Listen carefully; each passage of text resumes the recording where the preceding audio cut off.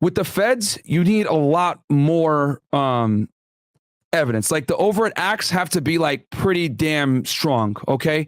And then on top of that, you need to affect interstate commerce. Okay. Now, what is affecting interstate commerce? Well, it's, let's say you're committing crimes in one part of the country, and then maybe you're using a telephone to, order hits, or you're traveling across state lines, or you're smuggling things across state lines, whether it's gun or contraband or whatever it may be. All these things, okay, affect interstate commerce. And once you affect interstate commerce, guys, bam, now the feds, all right, are going to be involved in this investigation. So that's typically what happens. Let's see here. And then the other thing too, I want to also mention, guys, is that with the thing that threw me off a little bit was that normally when you have like, affluent rappers like this that are getting charged or whatever it may be, I always look at who the prosecuting agency was. And I noticed that no feds were involved in this investigation, because we're going to look at the press conference here. And the press conference always tells you who pretty much the main agency is.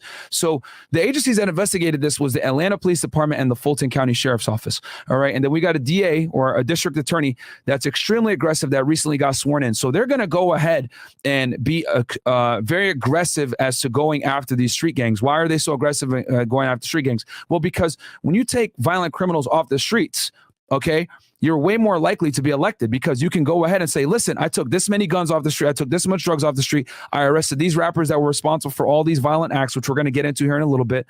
And people are going to be more likely to vote for you when you go after violent offenders. Let's keep it honest. I know this sounds horrible, but no one gives a shit about white collar criminals, right? They still get arrested and everything else like that, but it's not as sexy of a case as when you go after gang members that are over here, throwing up gang signs, dealing drugs, trafficking guns, shooting people, all these other things. All right. So,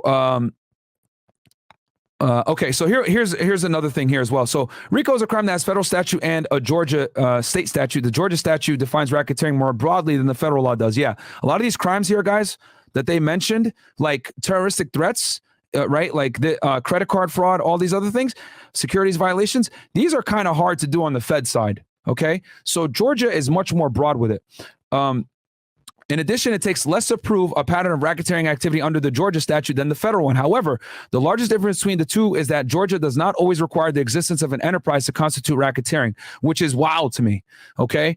Because when we go through this indictment, you guys are going to notice that there's a lot of like just one-off crimes that don't necessarily associate too much with the gang. Like we're talking about bullshit like, maybe a burglary here, a theft here, tinted windows, like all kinds of weird stuff. But it's a very broad indictment. It's very obvious that they were going after these guys and they had a hard on for them. But yeah,